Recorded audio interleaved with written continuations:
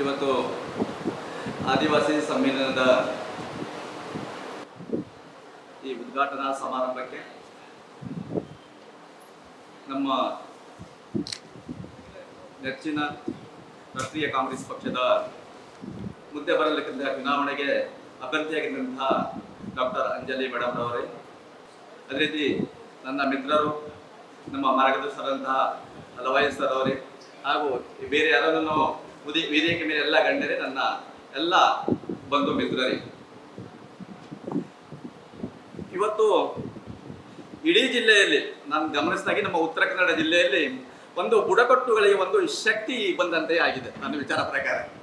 ಯಾಕೆಂತ ಹೇಳಿದ್ರೆ ನಾನು ಗಮನಿಸ್ತಾ ಇದ್ದೇನೆ, ಮೇಡಮ್ ಅವರು ಇಡೀ ಜಿಲ್ಲೆಯಲ್ಲಿ ಪ್ರಚಾರದ ಸಲುವಾಗಿ ಬೇರೆ ಬೇರೆ ಕಡೆ ಜಿಲ್ಲೆಯಲ್ಲಿ ಹೋಗ್ತಿದ್ದಾರೆ. ಅವರು ಎರಡು ಮುಖ್ಯ ವಿಷಯಗಳನ್ನು ಮಾತಾಡ್ತಾ ಇದ್ದಾರೆ. ಒಂದು, ಜಿಲ್ಲೆಯ ಹಾಲಕ್ಕಿ ಇರಲಿ, ಕುಣಬಿ ಇರಲಿ, ಗೌಳಿ ಇರಲಿ, ಬೇರೆ ಬೇರೆ ಬುಡಕಟ್ಟು ಜನಾಂಗಗಳಿದ್ದಾವೆ. ಈ ಜನಾಂಗಗಳನ್ನು ಪರಿಷ್ಠ ಪಂಗಡಕ್ಕೆ ಸೇರಿಸಬೇಕು ಅಂತೇಳಿ ಒಂದು ಸಮಸ್ಯೆ. ಇನ್ನೊಂದು, ಇಡೀ ಜಿಲ್ಲೆಯಲ್ಲಿ ದೊಡ್ಡ ಪ್ರಮಾಣದಲ್ಲಿ ಇರತಕ್ಕಂಥ ಒಂದು ಅತಿಕ್ರಮಣದ ಸಮಸ್ಯೆ. ಈ ಎರಡು ಸಮಸ್ಯೆಗಳು ಪರಿಹಾರ ಆದರೆ ಒಂದು ಈ ಉತ್ತರ ಕನ್ನಡ ಜಿಲ್ಲೆಗೆ ದೊಡ್ಡದಂತ ಒಂದು ಭವಿಷ್ಯವನ್ನು ನೀಡಿದಂಗೆ ಆಗ್ತದೆ ನಾನು ಭಾವಿಸಿದ್ದೇನೆ. ಯಾಕೆಂತಂದ್ರೆ ಇಲ್ಲಿಯ ತನಕ ಈ ಹಿಂದುಳಿದ ಈ ಬುಡಕಟ್ಟು ಜನಾಂಗಗಳಿಗೆ ಒಂದು ಸಾಂಸ್ಕೃತಿಕ ರಾಯಭಾರಿ ಇಲ್ಲಾಗಿತ್ತು. ಮೇಡಮ್ ರವರು ಮುಂದಿನ ದಿನಗಳಲ್ಲಿ ಈ ಭಾಗದಿಂದ ಆರಿಸಿ ಬಂದು ದೆಹಲಿಯಲ್ಲಿ ನಮ್ಮ ಬುಡಕಟ್ಟುಗಳ ಸಾಂಸ್ಕೃತಿಕ ರಾಯಭಾರಿಯಾಗಿ ಕೆಲಸ ಮಾಡ್ತಾರೆ ಅಂತ ನಾನು ಭಾವಿಸಿದ್ದೇನೆ. ಯಾಕೆಂತ ಹೇಳಿದ್ರೆ ನಮ್ಮ ಧ್ವನಿ ಅಲ್ಲಿ ಉತ್ತರ ಭಾರತದ ಬೇರೆ ಬೇರೆ ರಾಜ್ಯಗಳಲ್ಲಿ ಬುಡಕಟ್ಟುಗಳ ಪರವಾಗಿ ಮಾತಾಡುವವರು ಯಾರಾದ್ರೂ ಇದ್ದಾರೆ. ಆದ್ರೆ ಈ ದಕ್ಷಿಣ ಭಾರತದ ಈ ರಾಜ್ಯಗಳಲ್ಲಿ ಏನಿದ್ದಾರೆ ಅಲ್ಲ, ಬುಡಕಟ್ಟುಗಳ ಬಗ್ಗೆ ದೆಹಲಿ ಮಟ್ಟದಲ್ಲಿ ಧ್ವನಿ ಎತ್ತುವವರು ಯಾರು ಇಲ್ಲ ಆಗಿದ್ರು. ಬಹಳ ಖುಷಿ ಆಯ್ತು ಮೊನ್ನೆಯಿಂದ ಮೇಡಮ್ ಇಡೀ ನಮ್ಮ ಕೆನರಾ ಕ್ಷೇತ್ರದಲ್ಲಿ ಅವರು ಮಾತಾಡ್ತಿದಾರಲ್ಲ, ಅವರ ಮಾತುಗಳು ಮತ್ತು ಬುಡಕಟ್ಟುಗಳ ಪರವಾಗಿ ಅವರಿಗೆ ಕಾಳಜಿ, ಅದನ್ನು ನೋಡಿ ನನಗೆ ಬಹಳ ಖುಷಿ ಆಯ್ತು. ಬುಡಕಟ್ಟುಗಳ ಸಮಸ್ಯೆಗಳ ಬಗ್ಗೆ ಹೇಳ್ಬೇಕಂದ್ರೆ, ಯಾವುದೇ ಒಂದು ಬುಡಕಟ್ಟುಗಳು ಬದುಕಬೇಕಾದ್ರೆ ಅವರಿಗೆ 3 ಆಧಾರ ಸ್ತಂಭಗಳು ಬೇಕು. ಒಂದು ಜಂಗಲ್ ಬೇಕು, ಇನ್ನೊಂದು ಜಮೀನ್ ಬೇಕು, ಇನ್ನೊಂದು ಒಂದು ದೇವರ ಮತ್ತು ಸಂಸ್ಕೃತಿ ಉಳಿಬೇಕು. ಈ ಮೂರು ಜನ ಇದ್ದರೆ ಮಾತ್ರ ನಿಜವಾಗಿ ಹೇಳ್ತೇನೆ ಒಂದು ಈ ಬುಡಕಟ್ಟು ಜನಗಳು ಈ ಕಾಡಿನ ಮಧ್ಯೆ ಇರ್ಲಿಕ್ಕೆ ಸಾಧ್ಯ ಆಗುತ್ತೆ. ಸಾಕಷ್ಟು ನೋಡಿದ್ರೆ ಬುಡಕಟ್ಟುಗಳು ಸರ್ಕಾರದ ವಿವಿಧ ಯೋಜನೆಗಳನ್ನ ನೋಡಿದರೆ, ಈಗ ಹತ್ತಿರದಲ್ಲಿ ನಮ್ಮ ಸುಪ್ಪಾದಲ್ಲಿ ಬುಡಕಟ್ಟು ಕುಟುಂಬಿಗಳ 47 ಹಳ್ಳಿಗಳನ್ನು ಬೇಡಗಳ ಸ್ಥಳಾಂತರ ಮಾಡಿದಾರಲ್ಲ, ಅವರ ಬದುಕು ನೋಡ್ಬೇಕು. ರಾಮನಗರದಲ್ಲಿ ಬದುಕು ನೋಡ್ಬೇಕು, ಪುನವರ್ಷದಲ್ಲಿ ಅವರು ಈಗ ಭಿಕ್ಷೆ ಕಟ್ಟಿದ್ದಾರೆ. ಇನ್ನೊಂದು, ಈಗ ಮೇಡಮ್ ತಮ್ಮ ಗಮನಕ್ಕೆ ಇರಲಿ, ಜೋಡಾ ಮತ್ತು ಹಳಿಯಾಳ ಮತ್ತು ಕಾರವಾರ ಹುಲಿ ಯೋಜನೆ ಬರ್ತಾ ಇದೆ. ಹುಲಿ ಯೋಜನೆಯಿಂದ ಬುಡಕಟ್ಟುಗಳನ್ನು ಸುಮಾರು 400ರಿಂದ 500 ಕುಟುಂಬಗಳನ್ನು ಬೇರೆ ಈಗಾಗಲೇ ಸ್ಥಳಾಂತರ ಮಾಡಲಾಗಿದೆ. ಆ ಬುಡಕಟ್ಟುಗಳನ್ನು ಆ ಕಾಡಿನಿಂದ ಸ್ಥಳಾಂತರ ಮಾಡಿದರೆ ಮೀನು ಹೇಗೆ ಸಮುದ್ರದಿಂದ ಮತ್ತು ಮುಸುಕಿ ಮೇಲೆ ಬಿದ್ದಾಗ ತಡಪಡಿಸ್ತದೆ ಅಲ್ಲ ಮೇಡಮ್, ಆ ರೀತಿ ಬುಡಕಟ್ಟುಗಳು ಈಗ ಈ ಜಿಲ್ಲೆಯಲ್ಲಿ ತಡಪಡಿಸ್ತಾ ಇದ್ದಾರೆ.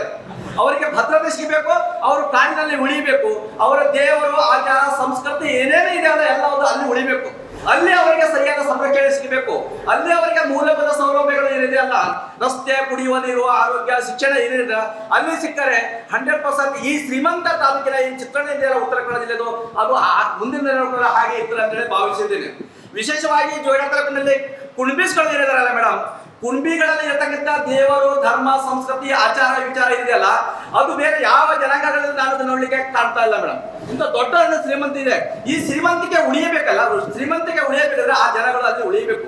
ಆ ನೆಲದಲ್ಲ, ನಾನು ಹೇಳ್ತೇನೆ, ಈ ನೆಲದ ಮಾಲೀಕರು ಯಾರಾದ್ರೆ ನಿಜವಾಗಿ ಹೇಳ್ತಾರೆ ಬುಡಕಟ್ಟುಗಳು ಈ ಜಮೀನಿನ ಮಾಲೀಕರು. ಬುಡಕಟ್ಟು ಬಿಟ್ಟು ಬೇರೆ ಈ ಜಮೀನಿನ ಮಾಲೀಕರು ಬೇರೆ ಯಾರು ಇಲ್ಲ. ಇವರು ಕಾಡನ್ನು ಉಳಿಸಿಟ್ಟಿದ್ದಾರೆ. ಈ ಯಾರು ಕುಟುಂಬಿಗಳು ಕಾಡನ್ನು ಅತಿಕ್ರಮಣ ಮಾಡಿಲ್ಲ, ಕಾಡನ್ನು ಕದ್ದು ಮುಚ್ಚಿ ತಗೊಂಡು ಹೋಗಲಿಲ್ಲ, ಬೇರೆ ತಗೊಂಡು ಹೋಗಲಿಲ್ಲ. ಇಲ್ಲಿ ಬೇರೆ ಬೇರೆ ಯೋಜನೆ ಅಧಿಕಾರಿಗಳು ಬರ್ತಾರೆ, ಫಾರೆಸ್ಟ್ ಅವರು ಬರ್ತಾರೆ. ಇವರು ನಿಜವಾಗ ಕಾಡಿನ ಲೂಟಿಕೋರರು. ಇವರು ಬುಡಕಟ್ಟುಗಳು ಕಾಡಿನ ಲೂಟಿಕೋರರು ಅಲ್ಲ. ಅವರಿಗೆ ಅಲ್ಲಿ ಸರಿಯಾದ ಭದ್ರತೆ ನೀಡಬೇಕು, ಅವರಿಗೆ ಶಿಕ್ಷಣ ನೀಡಬೇಕು, ಅವರ ನಾಯಕತ್ವ ಬೆಳೆಸಬೇಕು, ಅವರ ಸಂಸ್ಕೃತಿ, ದೇವರು, ಆಚಾರ, ವಿಚಾರವನ್ನು ಉಳಿಸಬೇಕಂತೇಳಿ ನಾನು ಈ ಮೂಲಕ ಹೇಳ್ತಾ, ಇಡೀ ಉತ್ತರ ಕನ್ನಡ ಜಿಲ್ಲೆ ಕುಣಬಿಗಳು ಇರಲಿ, ಗೌಡಿಗಳು ಇರಲಿ, ಸಿದ್ಧಿಗಳು ಇರಲಿ, ಹಾಲಿಕಗಳು ಇರಲಿ, ಇವರೆಲ್ಲರಿಗೆ ಪರಿಷ್ಠ ಪಂಗಡಕ್ಕೆ ಸೇರಿಸಿದಂತ ಸುಮಾರು 16 ವರ್ಷಗಳ ಕೂಗು ಇದೆ ಮೇಡಮ್. ಆದ್ರೆ ಇವರ ಕೂಗನ್ನು ಇನ್ನೂ ತನಕ ಡೆಲ್ಲಿ ಮಟ್ಟಕ್ಕೆ ತಗೊಂಡು ಹೋದವರು ಯಾರು ಇಲ್ಲ. ನಿಮ್ಮ ಮೇಲೆ ನನಗೆ ತುಂಬಾ ದೊಡ್ಡ ಪ್ರಮಾಣದ ಒಂದು ಭರವಸೆ ಇದೆ. ನೀವು ಮುಂದಿನ ಈ ಕ್ಷೇತ್ರದಿಂದ ಆರಿಸಿ ಬರ್ತೀರಿ ಮತ್ತು ನಮ್ಮ ಕೂಗು ನೀವು ದೆಹಲಿಯ ಲೋಕಸಭೆಯಲ್ಲಿ ಅದನ್ನು ಮಂಡಿಸ್ತೀನಿ ಅಂತ ನಾನು ಭಾವಿಸುತ್ತಾ, ನಮ್ಮ ಬುಡಕಟ್ಟುಗಳಲ್ಲಿ ಸಂಸ್ಕೃತಿ ಕಲೆ ಅದನ್ನು ನಿಮ್ಮ ಮುಖಾಂತರನೇ ಅದಕ್ಕೆ ಒಂದು ಜೀವ ಇಡಬೇಕು ಅಂತ ಹೇಳ್ತಾ ಈ ವೇದಿಕೆಯಲ್ಲಿ ಮಾತನಾಡಲು ಅವಕಾಶ ಕೊಟ್ಟರೆ ಒಂದಿಷ್ಟು ಎರಡು ಮಾತನ್ನು ಮುಗಿಸ್ತೀನಿ. ಬಹುಶಃ ದೇವರ ಮನಸ್ಸಲ್ಲಿ ಏನಿದೆ ನನಗೆ ಗೊತ್ತಿಲ್ಲ. ಉತ್ತರ ಕನ್ನಡ ಜಿಲ್ಲೆಗೆ ನಾನು ಬಂದು ಇಂಥ ಎಲ್ಲ ಸಮುದಾಯಕ್ಕೆ ನ್ಯಾಯ ಕೊಡಬೇಕು ಅಂತ ಒಂದು ದಾರಿಯಲ್ಲಿ ಬಹುಶಃ ನನಗೆ ಗೊತ್ತಿಲ್ಲ ದೇವ್ರ ಮನಸ್ಸಲ್ಲಿ ಏನಿದೆ. ಬಟ್ ಆದರೆ ಕೂಡ ಇದು ಒಂದು ನನ್ನ ಪುಣ್ಯ, ನನಗೆ ಒಂದು ದೊಡ್ಡ ಅವಕಾಶ ಸಿಗ್ತದೆ. ಈ ಎಲ್ಲ ನಿಮ್ಮ ಸಮುದಾಯಕ್ಕೋಸ್ಕರ ಹೋರಾಟ ಮಾಡಲಿಕ್ಕೆ ಒಂದು ಅವಕಾಶ ತಾವು ಎಲ್ಲರೂ ನನಗೆ ನೀಡ್ತಾ ಇದ್ದೀರಾ.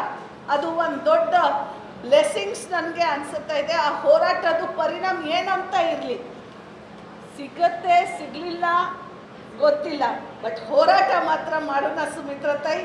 ನಿಮ್ಮ ಜೊತೆ ನಾನು ಇದ್ದೀನಿ, ಖಂಡಿತವಾಗಿ ಎಲ್ಲರ ಜೊತೆ ನಾನು ನಿಲ್ಕೊಳ್ತೀನಿ ಅಂತ. ಇದು ಒಂದು ಕನಿಷ್ಠ ಇಲೆಕ್ಷನ್ ಪ್ರಚಾರ ಇಲ್ಲ, ನಾನು ನಿಮ್ಮ ಕಡೆ ವೋಟ್ ಕೇಳಲಿಕ್ಕೆ ಕೂಡ ಬಂದಿಲ್ಲ. ಅದು 1-2-3 ತಾಸು ಸೈಡ್ಗೆ ಬಿಟ್ಟು ನಿಮ್ಮ ಎಲ್ಲರಿಗೆ ಕಷ್ಟ ಏನಿದೆ ಅದು ಕೇಳಲಿಕ್ಕೆ ಒಂದು ಸಮಯ ಸಿಕ್ಕಿದ್ದು. ನಿಮ್ಮ ಜೊತೆ ಯಾವಾಗಲೂ ಇರ್ತೀನಿ ಅಂತ ಹೇಳಿ, ನಿಮ್ಮ ಆಶೀರ್ವಾದ, ನಿಮ್ಮ ಹೋರಾಟ, ಆ ದೇವರು ಖಂಡಿತವಾಗಿ ನಮಗೆ ಇನ್ನೂ ಶಕ್ತಿ ಜಾಸ್ತಿ ಕೊಡ್ತಾರೆ ಅಂತ ವಿಶ್ವಾಸ ಕೂಡ ಇದೆ. ನಾನು ಫಸ್ಟ್ ಸಂಸದರು ಆಗ್ತೀನಿ ಅಂತ ವಿಶ್ವಾಸ ಇದೆ ದೇವ್ರ ಮೇಲೆ.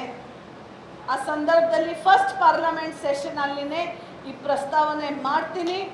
ಅತಿಕ್ರಮಣ ಬಗ್ಗೆ ನೇರವಾಗಿ ಮಾತಾಡ್ತೀನಿ ಅಂತ ಕೂಡ ನನ್ನ ಒಂದು ಗುರಿ ಇದೆ. ದೇವರು ಸಾಕಷ್ಟು ಶಕ್ತಿ ನಿರ್ಧಾರ ಕೊಟ್ಟಿದ್ದಾರೆ. ನನ್ನ ಶಕ್ತಿ ನಿರ್ಧಾರ ನಿಮ್ಮ ಶಕ್ತಿ ನಿರ್ಧಾರ ಜೊತೆ ಜೋಡಣೆ ಆಗಲಿ ಅಂತ ವಿನಂತಿ ಮಾಡಿ ಆ ದೇವ್ರಿಗೆ ಕೂಡ ಪ್ರಾರ್ಥನೆ ಮಾಡ್ತೀನಿ. ಭಾಳ ಕಷ್ಟದಲ್ಲಿ ನಿಮ್ಮ ಜೀವನ ಎಲ್ಲ ಹೋಗಿದೆ, ಮುಂದೆ ನಿಮ್ಮ ಮಕ್ಕಳು ಜೀವನ ಅಷ್ಟೇ ಸುಲಭವಾಗಿ ಹೋಗಲಿ ಅಂತ, ಅವರಿಗೆ ಶೈಕ್ಷಣಿಕವಾಗಿ ಆರೋಗ್ಯವಾಗಿ ದೇವರು ನಿಮ್ಮ ಕಷ್ಟಕ್ಕೆ ಸ್ಪಂದಿಸಿ ಅಂತ ಹೇಳಿ ನಾನು 2 ಮಾತಿಲ್ಲಿ ಮುಗಿಸ್ತಾ ಇದ್ದೀನಿ. ಧನ್ಯವಾದ. ಜೈ ಹಿಂದ್.